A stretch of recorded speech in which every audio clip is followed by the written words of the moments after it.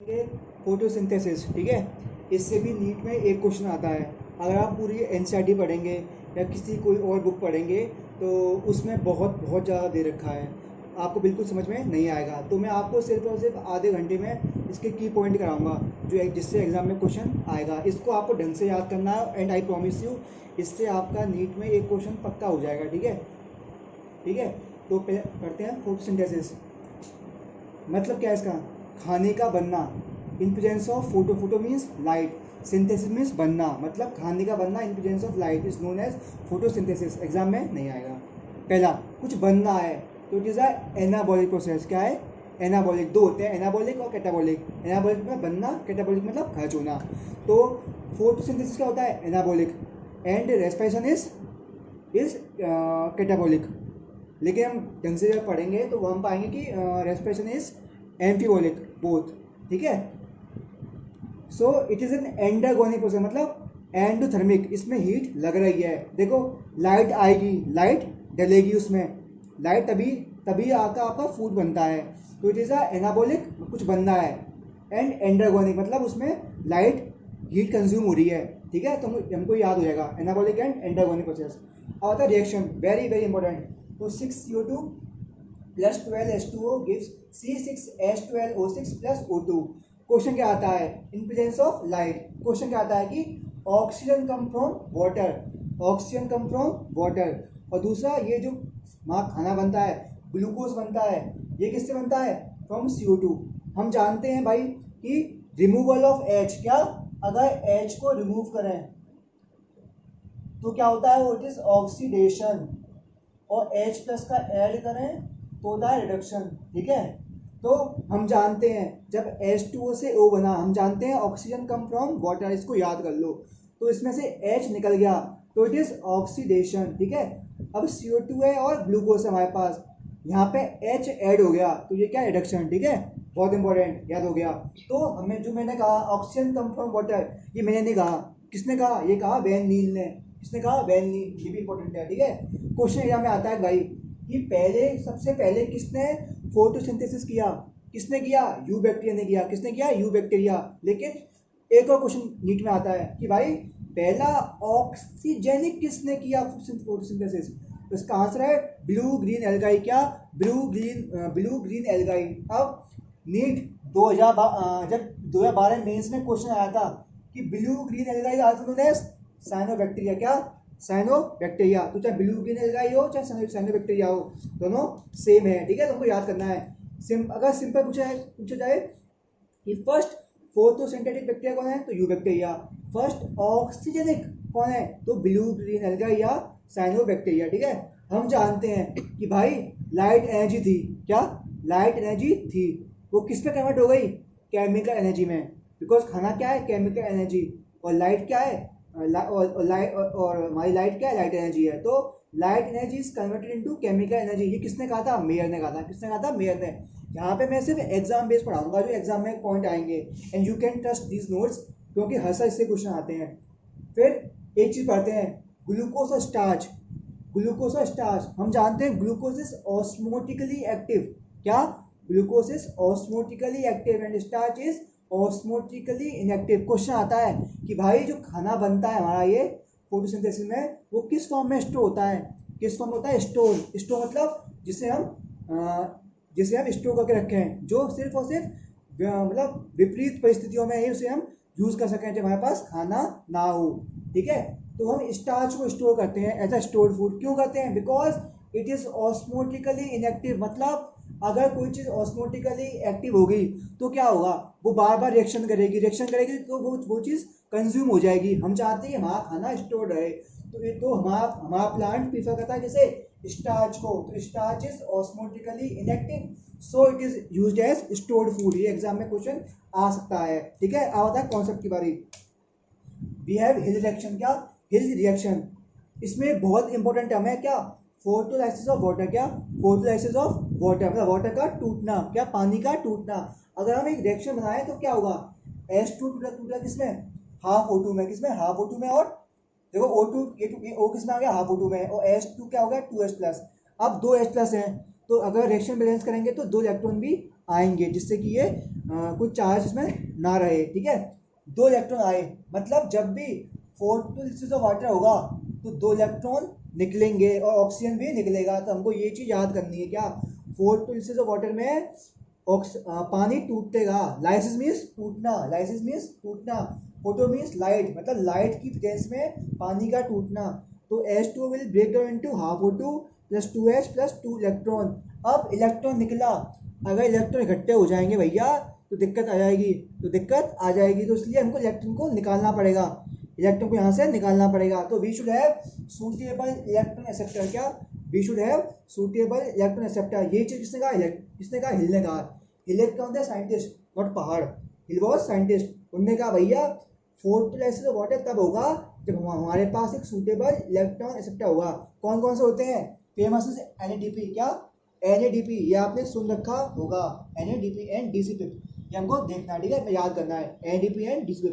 अब आता है बहुत बहुत इंपॉर्टेंट, क्या ले रखा है इंपॉर्टेंट, बहुत इंपॉर्टेंट चीज आती है, क्या, ये क्वेश्चन 2007 में आ चुका है AFMT में, ठीक है, और ये मतलब इकोलॉजी में भी आता है कि लाइट जो आती है उसमें से कौन सी लाइट PAR होती है। PAR means photosynthetically active radiation, मतलब लाइट तो बहुत आती है लेकिन कौन से बैंडविड्थ की लाइट, कौन से बैंडविड्थ की लाइट फोटोसिंथेसिस करेगी, वो होता है PAR, मतलब जो वो लाइट जो कि फोटोसिंथेसिस में भाग ले उसे बोलते हैं PAR। वो क्या होती है, 400 से 700 नैनोमीटर, मतलब 400 to 700 nanometre, very very important, याद करना है, ठीक है।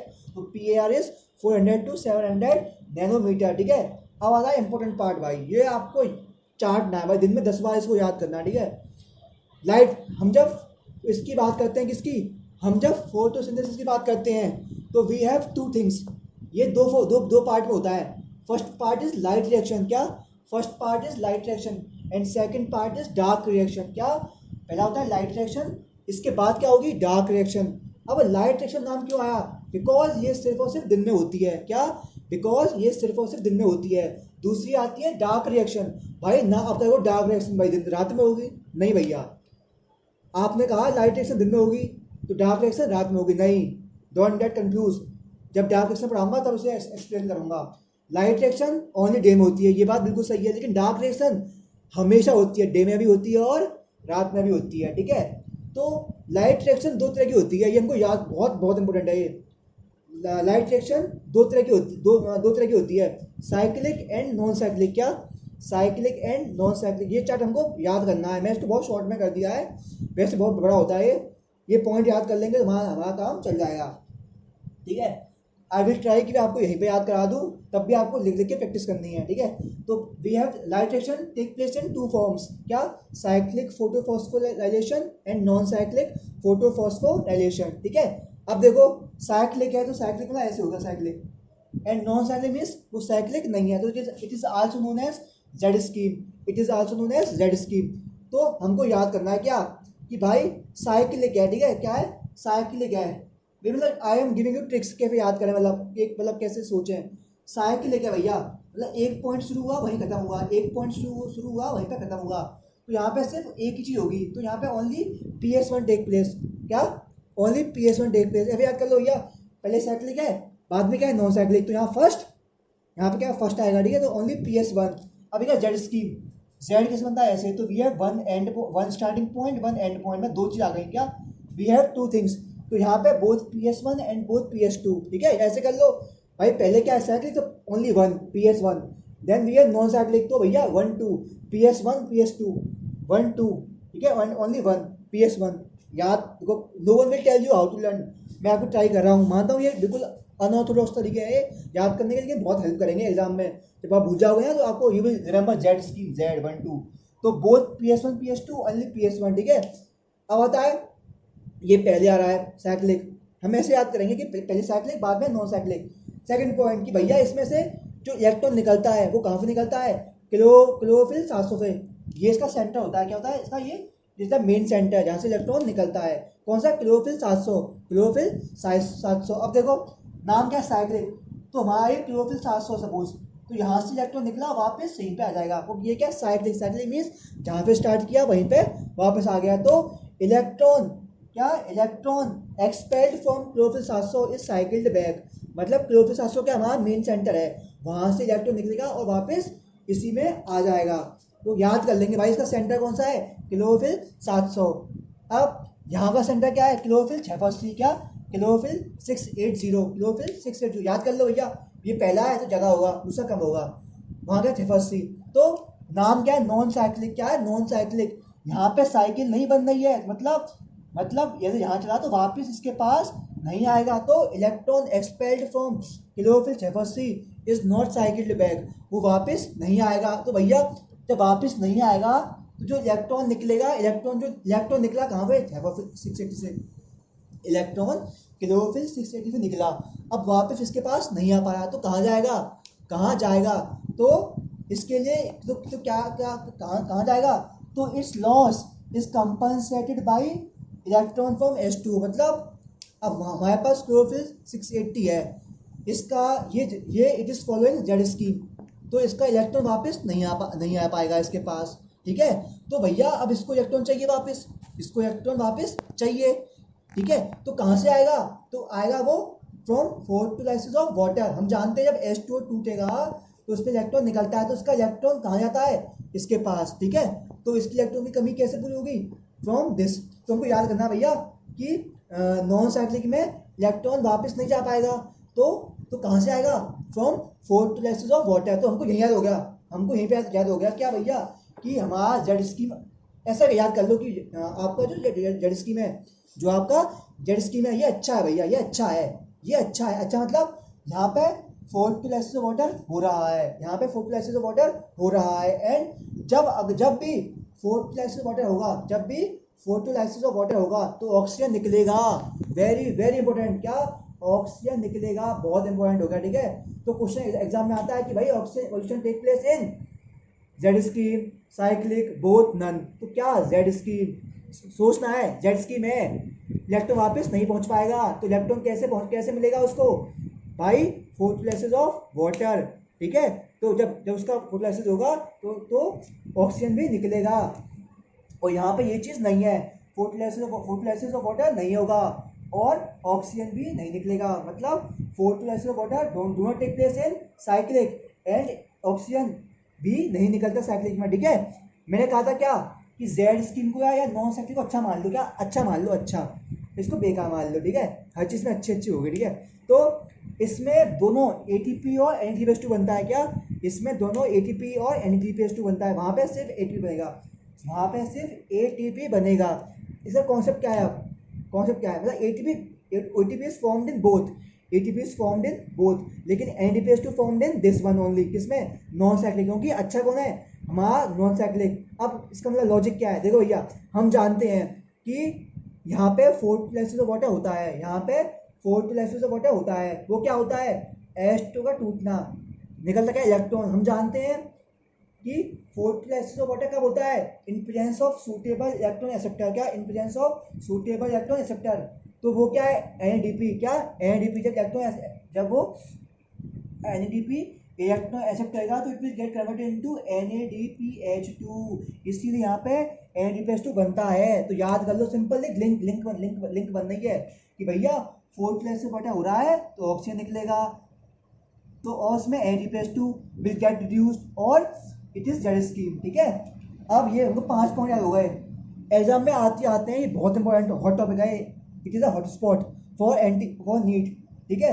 अब अगला पॉइंट क्या आता है, पॉइंट 6 क्या आता है, पॉइंट 6 क्या आता है कि भैया हम जानते हैं क्या कि इसको, हम जानते हैं कि क्या, what is PAR is charge of 700 nanometre, क्या 400 to 700 नैनोमीटर।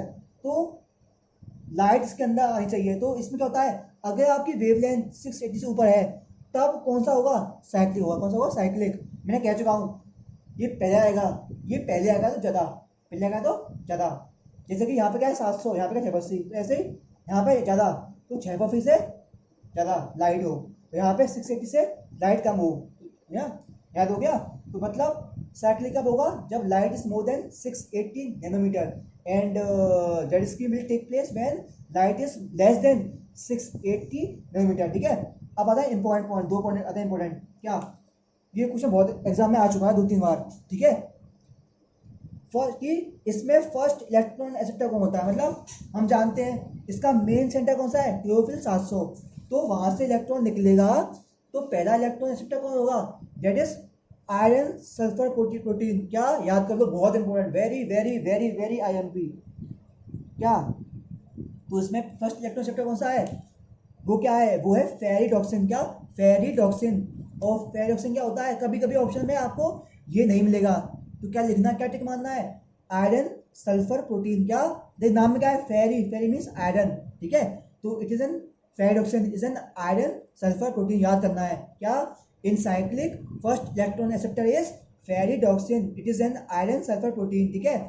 अब इसमें जेड स्कीम, इसमें कौन सा है, फियोफाइटिन, फर्स्ट इलेक्ट्रॉन एक्सेप्टर। क्या, first electron acceptor is pheophytin. क्या, फर्स्ट इलेक्ट्रॉन एक्सेप्टर क्या है, pheophytin, very very very important, याद करना, ठीक है। इसमें क्या है, फेरिडॉक्सिन, उसमें क्या है, फियोफाइटिन। अब इसको याद करना, नेक्स्ट पॉइंट, कि भैया हम जानते हैं पीएस साइक्लिक और नॉन साइक्लिक, तो it occurs in grana and stroma both. ये किस में होगा, it will take place in both grana and stroma, and इसमें ओनली ग्रेना, कुछ तो कमी होगी भाई, सब अच्छी हो गई, कुछ तो कमी होगी, तो इसमें बोथ ग्रेना स्टोमा, उसमें ग्रेना, ठीक है। अब एक चीज याद रखनी है, जी आप जब 11th की एमएफआरटी पढ़ोगे, सेल बायोलॉजी, क्या सेल बायोलॉजी में हम तो पढ़ रहे हैं फूड सिंथेसिस, ये कहाँ से आ गया, तो वहां पे समरी में एक चीज रखी है, समरी में क्या क्वेश्चन एग्जाम में आता है, क्या कि लाइट रिएक्शन, क्या light reaction take place in grana, याद कर लो, light reaction take place in grana, क्यों कहा, क्योंकि light reaction take place in by two ways, cyclic and non cyclic, both में गेना आ रहा है, दो में क्या आ रहा है, गेना आ रहा है, तो उसे याद कर लो भाई, दो में गेना पक्का आएगा, दो में गेना पक्का आएगा, स्टोमा सिर्फ इसमें ऐड हो जाएगा। And dark reaction take place in stroma, तो हम ऐसे बोलते हैं ग्रेना स्टोमा, हम जब याद करते हैं क्या बोलते हैं, ग्रेना स्टोमा, तो ग्रेना में क्या होगा, लाइट रिएक्शन, स्टोमा क्या होगा, डार्क रिएक्शन, तो क्या light reaction take place in grana and dark reaction take place in stroma, ठीक है, ओके, ठीक है। तो अब हम पढ़ते हैं डार्क रिएक्शन। क्या, डार्क रिएक्शन, तो मैं लास्ट लेक्चर सॉरी मतलब अभी बताया था कि light reaction take place in grana and dark reaction take place in stroma. तो डार्क रिएक्शन क्या बोलते हैं, कैल्विन साइकिल, क्या बोलते हैं, कैल्विन साइकिल या फिर C3 साइकिल, ये तो आपने कहीं सुन रखा होगा, क्या कैल्विन साइकिल या C3 साइकिल, याद करना है कि in Calvin cycle 18 ATP plus 12 NADPH2 are formed. क्या, 18 ATP plus 12 NADPH2 are form, ठीक है, दो होती हैं इसमें इन डार्क रिएक्शन। डार्क रिएक्शन क्या होती है, टेक प्लेस एवरी टाइम, दिन हो जाए रात हो, नहीं होगी रात में होगी, ठीक है, इसमें खाना हमारा प्रॉपर खाना बनता है। तो डार्क रिएक्शन दो होती हैं, Calvin cycle C3 cycle and C4 cycle. क्या, C4 वो पढ़ेंगे बाद में, C3। क्वेश्चन क्या आता है, क्वेश्चन है 3 क्वेश्चन बस, ओनली 3 क्वेश्चन, और मास्टर दो महीने पढ़ाते हैं पूरे इसको, सिर्फ 3 क्वेश्चन एग्जाम में आएंगे। पहला क्वेश्चन क्या आएगा कि भाई इसमें फर्स्ट इसमें प्राइमरी CO2 एक्सेप्टर कौन सा है, RUBP, क्या RUBP, तो पहला क्वेश्चन क्या ये आएगा कि फर्स्ट CO2 एक्सेप्टर कौन सा होता है, RUBP, और फर्स्ट बनता क्या है पहले, 3 कार्बन PGA, क्या फॉस्फोग्लिसरिक एसिड, क्या बनता है, 3 कार्बन PGA बनता है, 3 कार्बन PGA बनता है, ठीक है, तो याद रखना है। 2 क्वेश्चन आएंगे बस में, दो इसमें से कि फर्स्ट CO2 को कौन एक्सेप्ट करता है, RUBP, एंड फर्स्ट वो क्या है, प्रोडक्ट क्या है, 3 कार्बन PGA, इन पे आंसर रुबिस्को, जो RUBP रुबिस्को, एंजाइम वो होगा जो कि इसके जो है एक्सेप्ट करता है CO2, उसके नाम पे बनता है, RUBP तो रुबिस्को, हमको इतना याद करना है। एक चीज़ याद करनी है इसमें कि भाई एक ग्लूकोज का मॉलिक्यूल बनाने के लिए 6 साइकिल चलती हैं, किसकी, कैल्विन की 6 साइकिल चलती हैं, तब बनता है एक ग्लूकोज से, हमको याद करना है, ठीक है। Next is C4 cycle, very very important, अगर इससे क्वेश्चन नीट में ना आए तो समझ जाओ पेपर नीट का है ही नहीं है, ठीक है, वेरी इंपॉर्टेंट। तो C4 साइकिल या H एंड स्लैग पाथवे, इसकी एक लाइन इंपॉर्टेंट है, ठीक है, हर किसी की जो लिख रहा हूँ ना, ये दीज आर कंसाइज नोट्स। तो पहला क्वेश्चन क्या आता है इसमें कि इसे क्या बोलते हैं, H एंड स्लैग पाथवे, इसमें क्या बनता है, 30 ATP and 12 NADPH2, in C3 we have 12 ATP but here we have 30 ATP। Second point question क्या आता है कि इसमें क्रेंज एटम इज फाउंड, क्या क्रेंज एटम इज फाउंड। अब क्वेश्चन क्या आता है कि Kranz atom is found in, option आते हैं नाम, पोटैटो, शुगर केन, डिंगोना, फलाना, तो हमको एग्जाम तो it is found in monocot. तो मैंने फॉर योर कन्वीनियंस मैं नाम लिख दिया मोनोकोट के, जिंदगी में काम आएंगे, ठीक है, मॉर्फो में काम आएंगे, एटॉमिक काम आएंगे, हर जगह काम आएंगे, ठीक है। तो याद कर लो सीक्वेंस से, फास्ट फास्ट बोलो मेरे साथ, बोलो मेरे संग, जय हिंद जय हिंद, बोलो। Wheat rice maize barley coconut, क्या wheat rice maize barley coconut and sugarcane sorghum, इतने मोनोकोट, बाकी क्या है डाइकोट, ठीक है। क्या wheat rice maize barley coconut, इस सीक्वेंस में याद कर लिया। और सुगरकेन सॉर्गम, तो क्या है फाउंड इन मोनोकोट। मोनोकोट क्या होते हैं ये सब, wheat rice maize barley coconut sugarcane sorghum. अब इसमें दो तरह के सेल मिलते हैं, इसमें दो तरह के सेल मिलते हैं, कौन से, बंडल शीट सेल और मीजोफिल सेल। सी और डार्क रेक्शन में C3 में ओनली मीजोफिल सेल मिलते हैं। मैं आपको अगले इसके बाद जो मैं बनाऊंगा PPT, उसमें आपको और चीज़ें दिखाऊंगा, चार बना के फोटो, ठीक है। अभी समझ लो बस, बंडल शीट सेल और मीजोफिल सेल। तो बंडल शीट सेल और मीजोफिल सेल कैसे याद करें, मीजोफिल सेल मिलते हैं हर जगह, क्या मिलते हैं हर जगह, चाहे C3 जो हो या C4 हो, ठीक है। और ये मिलते हैं BS सेल मिलते हैं किसमें, ओनली इन C4 साइकिल। तो याद करना है क्या भाई, नए नए आए हैं तो स्वागत होगा इनका। तो इसमें क्या होता है, क्लोरोप्लास्ट इज लार्ज, क्या क्लोरोप्लास्ट इज लार्ज, कुछ कमी तो होगी, तो दे आर विदाउट ग्रेना, ये छोटे होते हैं लेकिन विद ग्रेना। तो याद कर लो क्या, in BS cell chloroplast large and without grana, but mesophyll cell chloroplast small and with grana होता है, ठीक है। एंजाइम याद कर लो कि मीजोफिल में क्या मिलता है, पेप्केस, याद कैसे याद कर लो वही कि MP के कुछ भी PM जो आपको याद करना है, MP या PM। तो in mesophyll cell PEPcase enzyme found and in BS cell rubisco enzyme is found, क्या in BS cell rubisco enzyme found and mesophyll cell PEPcase enzyme is found. अब क्या होता है, C4 प्लांट अच्छे होते हैं, क्या C4 प्लांट बहुत अच्छे होते हैं, क्यों अच्छे होते हैं, बिकॉज नो फोटो रेस्पिरेशन, क्या नो फोटो रेस्पिरेशन। ये क्या होता है ये बताऊंगा आगे, अभी इतना याद कर लो कि no photo respiration it is a wasteful process. क्या होता है ये वेस्टफुल प्रोसेस होता है प्लांट में, इसमें फोटो रेस्पिरेशन टेक प्लेस नहीं होता C4 में, C3 में फोटो रेस्पिरेशन होता है। वेरी वेरी इंपॉर्टेंट, ये भी कुछ नहीं एग्जाम में आ चुका है। अब हमने याद किया क्या कि भाई primary CO2 receptor in C3 कौन होता है, RUBP। यहाँ पे क्या है, पैप, ये कितना होता है, 3 कार्बन का होता है, देखो 1 2 3 3 कार्बन का होता है, ठीक है। तो यहाँ पे कौन सा एंजाइम, पेप्केस एंजाइम, कौन सा एंजाइम, पेप्केस। वहाँ कौन सा एंजाइम, रुबिस्को एंजाइम। जो डिफरेंशिएट याद आपको ऐसे करना है कि भाई primary CO2 receptor in C3 कौन है, RUBP, C4 में कौन है, पेप, वहाँ पे एंजाइम कौन सा, रुबिस्को। जो मैं कहा ना, जो आपका प्राइमरी CO2 रिसेप्टर होगा उसके नाम के बेस पे होगा, तो पेप पेप्केस, RUBP रुबिस्को, याद हो गया। फिर फर्स्ट क्या बनता है, सबसे पहले क्या बनता है, वहाँ क्या बनता है, 3 कार्बन PGA, यहाँ क्या बनता है 4 कार्बन OAA, क्या बनता है 4 कार्बन OAA बनता है, क्या बनता है OAA, मतलब ऑक्जेलो एसिटिक एसिड। एंड पेप क्या है, फॉस्फोफिनोल पाइरुवेट, क्या फॉस्फोफिनोल पाइरुवेट, ठीक है। अब C4 प्लांट हमेशा याद रखना, क्या C4 प्लांट बहुत अच्छे होते हैं, C4 प्लांट बहुत अच्छे होते हैं, आई लव C4 प्लांट, है ना, क्यों, because they have no photo respiration. दूसरा, अब क्या होता है, ये ना, ये हमको याद रखना है कि भाई ये ना हाई टेम्परेचर और हाई CO2 पे बहुत अच्छा काम करते हैं। मतलब अगर आज का हम सीनरियो देखें, तो आजकल क्या है, वी हैव ग्लोबल वार्मिंग, तो वी हैव हाई टेम्परेचर और CO2 भी बहुत है, तो C4 प्लांट बहुत से अच्छे काम करते हैं। याद कर लो ऐसे कि भैया आज के ज़माने में C4 प्लांट अच्छे अपने आप को अडेप्ट कर पाएंगे, क्यों, क्योंकि इनको they need high temperature and they need high CO2। अब ये अच्छा काम क्यों कर पा रहे हैं, बिकॉज ये क्वेश्चन एग्जाम में आ सकता है, बिकॉज ऑफ PPDK एंजाइम। याद कर लो, क्या कोई आपसे इसकी फुल फॉर्म नहीं पूछेगा और शॉर्ट फॉर्म आएगा, बिकॉज ऑफ PPDK एंजाइम, ठीक है। और दूसरा क्या होता है, दे have low CO2 compensation point, मैं आपको बाद में एक्सप्लेन करूंगा, ठीक है। याद कर लो क्या ये अच्छे क्यों होते हैं, because they work at high temperature and they have high CO2 and they have low CO2 compensation point, they have, ठीक है।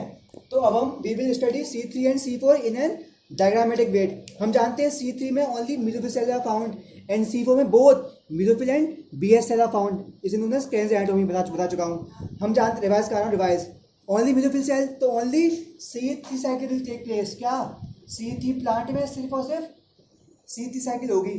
तो हम जानते हैं फर्स्ट CO2 एसिड कौन सा होता है, RUBP, और बनता क्या है, फर्स्ट स्टेबल प्रोडक्ट क्या होता है? प्रोडक्ट क्या होता है? 3 कार्बन पीजीए, 3 कार्बन का पीजी होता है। तो हमको रिवाइज करा दिया, ठीक है। Now we have C4 plant. यहाँ पे क्या खास बात, यहाँ पे C3 और C4 both take place, very important, ठीक है। लेकिन इसलिए कहा था कि यहाँ पे भैया मेसोफिल तो मिलता ही मिलता है, यहाँ पे BSL भी मिलता है। अब खास बात क्या है, C3 प्लांट में C3 cycle was taking place in mesophyll cell. क्या C3 प्लांट में C3 cycle was taking place in mesophyll cell, लेकिन C4 में C3 किस में होगी? BSL में होगी। तुमको याद करना भैया, C4 प्लांट है, नया प्लांट आया है, तो जो हमारी पहले साइकिल थी वो किसी नई में होगी, और C4 साइकिल किस में होगी? मेसोफिल में होगी। तो याद करना, इस फोटो को याद कर लेना। क्या भैया, C3 प्लांट में साइकिल कहाँ पे होगी? मेसोफिल में होगी। एंड C4 में C3 साइकिल कहाँ पे होगी? BSL में होगी, ठीक है। और C4 कहाँ पे होगी? वो मेसोफिल में होगी। तो वही फर्स्ट CO2 एक्सेप्टर क्या है? पैप। क्या है? पैप। एंड फर्स्ट बनता क्या है? OAA, oxaloacetic acid. अब खास बात, जब ये बनता है तो ये डायरेक्ट OAC3 में नहीं आता, ये मैलिक एसिड की फॉर्म में जाता है। ये क्वेश्चन एग्जाम में आ सकता है, आज तक आया नहीं है लेकिन एग्जाम में आ सकता है। क्या कि भैया C4 से C3 में जो जाएगा वो क्या जाएगा? Malic acid. क्या? Malic acid. अब नेक्स्ट इज कैम प्लांट। क्या? CAM plant. ये प्लांट मिलते हैं हमको कहाँ पे? This plant are found in desert. कहाँ पे? डेजर्ट में। अब क्या होता है, इनको अपना पानी कंजर्व करना है, तो ये क्या कहते हैं, कांटे बना लेंगे, लीव्स को हटा देंगे, ठीक है। तो नाइट में इनका स्टोमेटा खुलता है और दिन में बंद रहता है। क्यों? अगर दिन में खुला रहेगा तो ट्रांसपिरेशन होगा और सारा पानी ये खो देंगे, ठीक है, ठीक है। तो इसलिए ये रात में खुलता है इनका स्टोमेटा और दिन में बंद होता है। तो दिस इज इसको टू एक्टिव, मतलब रात में खुलता है और दिन में बंद होता है। इसमें ये जस्ट लाइक ना, ये मिक्स। ये C3 और C4 का मिक्स है कैम प्लांट। इसमें प्राइमरी स्टोमेटा क्या है? पैप, जो कि जस्ट लाइक C3 होता है। क्या? C3 की तरह। अब बात है एंजाइम की, तो it is just like C4 में बोथ मिलते हैं, यहाँ भी both PEPcase and rubisco are found, ठीक है। क्या? PEPcase and rubisco enzyme are found, ठीक है। नाउ फोटोरेस्पिरेशन, हमारा लास्ट टॉपिक को आपका खत्म हो गया। ये फोटोसिंथेसिस। फोटोरेस्पिरेशन क्या बोलते हैं? ग्लाइकोलेट। इसकी एक लाइन लिखता हूँ, हर लाइन इंपॉर्टेंट है। तो photorespiration is also known as glycolate metabolism. क्या? ग्लाइकोलेट मेटाबॉलिज्म, क्योंकि इसमें ग्लाइकोलेट बनता है। It is 2 carbon. ये भी एग्जाम में आता है, क्या बनता है? ग्लाइकोलेट बनता है। अब अगला बहुत इंपॉर्टेंट क्वेश्चन जो उससे आता है, क्या ये कहाँ पे होता है? ट्रिक क्या है? CPM। क्या? CPM chloroplast, peroxisome, mitochondria. क्या? Chloroplast, peroxisome and mitochondria CPM में होता है। क्या? Photorespiration. Next important point, this photorespiration occurs only and only in C3 plant. क्या? Only in C3 plant, not in C4 plant. इसलिए C4 plant अच्छे होते हैं, C3 प्लांट गंदे होते हैं। क्यों? बिकॉज C3 में फोटोरेस्पिरेशन होता है। It is a wasteful process. क्या? वेस्टफुल प्रोसेस क्यों होता है? क्योंकि यहाँ पे होता है रुबिस्को। क्या होता है? रुबिस्को होता है। And it act as oxygenase. क्या? It act as oxygenase at high O2 and low CO2 concentration. क्या? हाई O2 पे, लो CO2 पे rubisco act as oxygenase enzyme. ये आपको सब कुछ याद करना है, ओके। तो that's all for whole photosynthesis. आपको पूरा एक एक लाइन आपको लिखनी है, नोट्स बनाने हैं और याद करना है एक एक चीज़। और and I promise you will find every question from this. Revise 2 times, video को 2 बार देखें और इनका नोट्स बनाएं और सुबह शाम याद करें, ठीक है। Dates all for photosynthesis. Like share subscribe, okay, thank you.